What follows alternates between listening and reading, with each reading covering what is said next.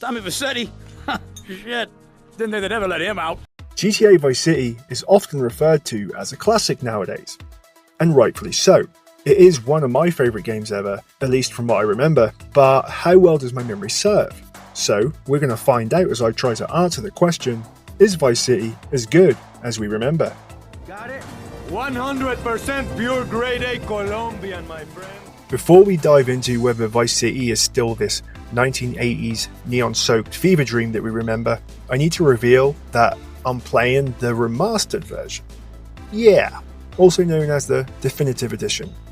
You know, the one that promised remastered brilliance, but instead gave us Tommy Vercetti with the posture of a retired gym teacher, and a face like it was sculpted from memory using a hairdryer. But to be fair, he does look better since the initial launch of the remaster, and the whole game is better than it was at launch in 2021.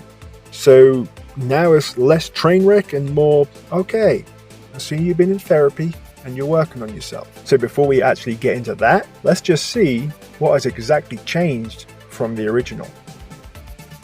The first thing we're going to talk about is the graphics. Now, the visuals are a lot sharper, the textures are crisp, lighting is upgraded, and the environment finally looks like it's in HD and not VHS. The character models have been improved since launch, but Tommy, well, he's gone from looking like a melted candle to a guy who always looks confused. But even with all these graphical changes, Avery still looks like he's had a whole jar of Botox shoved into his face. You getting this down, you four-eyed prick? As for the controls, well, they've added GTA 5 style controls, which is great, and the aiming system is much better. So, gone are the days of Tommy awkwardly twisting his body when moving back and shooting, and drive-bys no longer feel like you're driving a bumper car whilst trying to shoot a Nerf gun. As for the bugs, well, at launch this game had more glitches than my group chat has unread messages.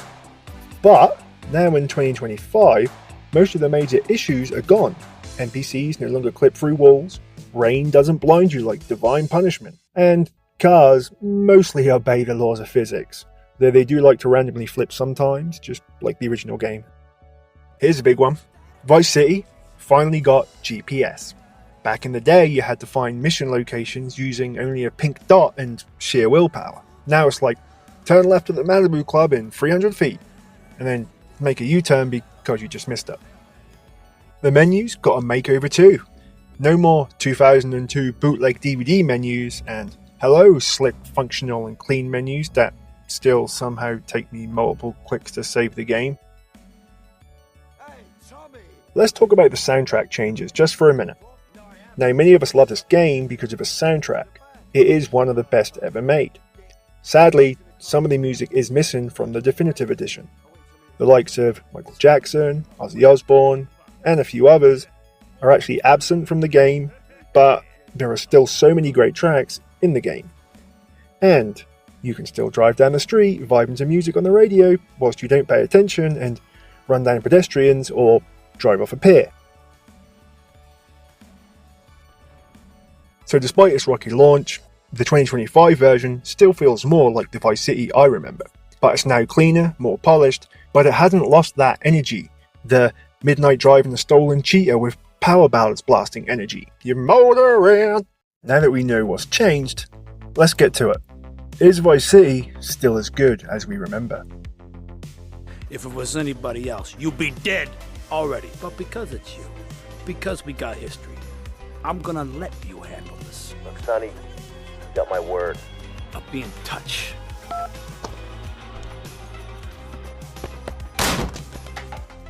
The first place I'm going to start is the voice acting. Now, in 2002, there were not so many games out there that actually had good voice acting, let alone from some major stars. Now, I know not all voice acting in this game is great, and much of it is cheesy and over the top, and also plays into many different stereotypes. But honestly, that's always been the charm of a GTA game. It never takes itself seriously. Do a good job. You work for me now. I work for money. The main character, Tommy Vercetti, is actually voiced by Ray Liotta, the same Ray Liotta who was the main character in the legendary biopic gangster movie Goodfellas, which was based on Henry Hill and his life in the Mafia. Honestly, the performance is pretty great, and it's the perfect fit for somebody like Tommy Vercetti. Shut up, sit down, Relax. I'll tell you what we're gonna do. There's also great performances from William Fichtner, known for his roles in films such as Crash, Black Hawk Down, and Armageddon. He played the lawyer Ken Rosenberg. There's also Tom Sizemore, who is known for his roles in Saving Private Ryan and Black Hawk Down, and he played Sonny Forelli, which is the main antagonist of the game. We treat him like an old friend and keep him busy out of town, okay? The game also features many other stars, such as the legend that is Burt Reynolds. There's Luis Guzman, Dennis Hopper, Danny Trejo, Gary Busey, Danny Dyer, and even Philip Michael Thomas, who was in Miami Vice and plays Lance Vance. You're probably gonna want to kiss me. Even former adult star Jenna Jameson appears in the game, and there's even an appearance by Debbie Harry, who was the lead singer from Blondie. Anyhow, I guess you better get on with the things are gonna change around here crap. But even with all these stars, there are still some of the funniest voice lines I have ever heard in a video game. Tell me you got some big cojones, and not some little bitty chiquita ones. Nice bike. I like your style, man. Real fresh. It's time for the dance. Now, let's dive into the soundtrack and the vibes that come with it. Within 10 minutes of playing the game and doing the first mission, as soon as I got on my Faggio, I put on the radio station to have nostalgia hit me like someone just fired a cloud of 80s synth music my way.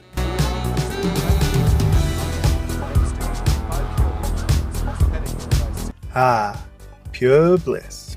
Even with the drowning noise of the Faggio over the music, it felt like I've never ever left Vice City, and I was transported to the first time I ever played the game.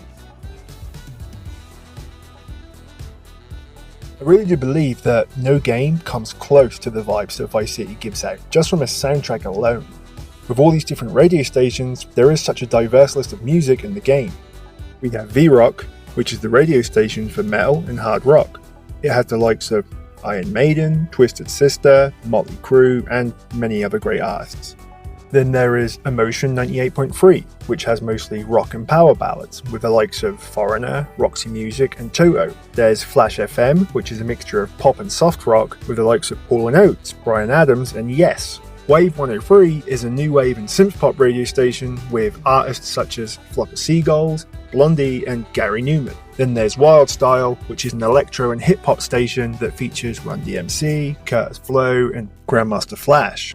We also have the Latin radio station, which is Espantoso, with the likes of Monto Santa Maria, Lonnie Liston Smith, and the Alpha Banditos. And last but certainly not least is Fever 105, which has a lot of great disco and dance music, with the likes of Rick James, Kool and the Gang, and Pointer Sisters. There are also radio stations for chatting and talk shows, but most of these tracks are from the late 70s or the 80s, and it's a perfect soundtrack for the setting. So yeah, I still get the same vibes from the soundtrack, and it holds up today, especially when you can cruise to your favourite 80s tune.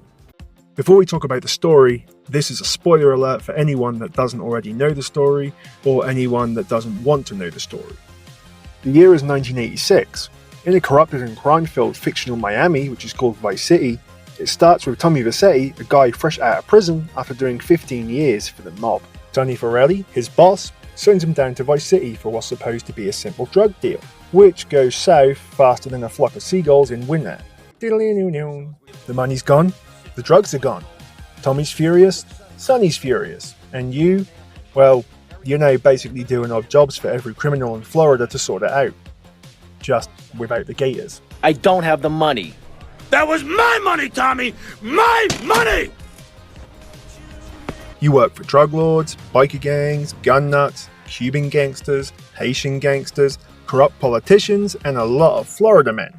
So basically anybody who doesn't ask for a reference.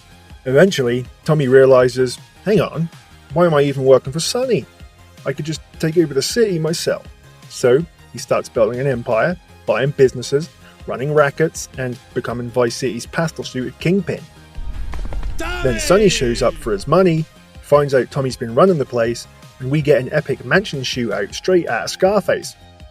Minus the copyright lawyers.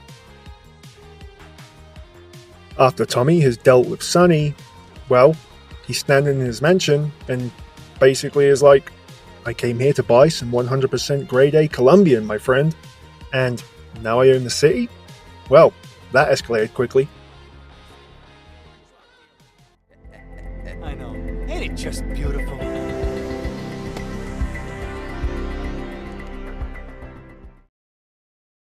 This is a raid! And for the gameplay, well, it still plays like a GTA game, just an older GTA game. A little clunky at times? Sure. Some missions feel like they were designed during a caffeine shortage. But the foundations are all here. Driving, shooting, stealing cars, evading the cops, all the chaos we know and love. The NPCs, well, they're still gloriously unpredictable. I wish I was popular. Who farted? They'll dive in front of your car like they're trying out for a soap opera, or randomly run you down just for fun. And just like all the other GTA games, half the entertainment comes from watching Vice City react to you. Let's not forget about buying businesses and making money. At the time, that was groundbreaking. You weren't just doing missions, you were building an empire, collecting cash from your own crime ventures. It made us make decisions, like which businesses do we buy first, which made the city feel alive, like your decisions actually mattered in the game. And let's not forget the hidden goodies, hidden packages scattered around the city, unlocking weapons, vehicles, and other fun stuff. And the minigames? RC cars, stunt jumps, even shooting ranges, and many Easter eggs throughout. It all added layers of pure joy to exploration. City wasn't just streets and buildings. It was a playground. A giant, slightly dangerous neon playground. Speaking of the city, well, the map is actually bigger, but also smaller than I remembered. It may not feel big when you're driving around, but because of all the hidden alleys, rooftops, and secret nooks, it feels a lot bigger and makes you feel like you're discovering Vice City for the first time again. Honestly, this map is still my favourite in any GTA game. Every corner feels intentional, full of chaos or secrets waiting to be found. You know what's funny? Even the original graphics hold up.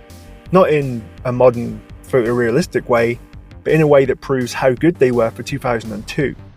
Palm trees, neon lights, pastel cars, sunsets that look like somebody painted them while listening to synthwave. It all still hits. So, Vice City is older, sometimes a little clunky, and yes, NPCs are still lunatics. But it's fun, ridiculously fun. And every quirk, every weird little bug actually adds to the charm of the game.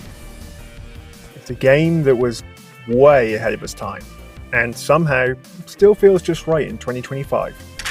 Say goodnight, Mr. Diaz. So if I had to answer my own question, I would say yes, it is as good as I remember. Playing through it this time made me give the game even more respect. Nostalgia really did hit me when I was playing it, and even when I was failing some of the most annoying missions ever, I was doing it all with a smile on my face. Now I can't say that you will get the same feels and vibes I get from this game, but I still believe it's worth playing, even in 2025. Vice City will always be a classic.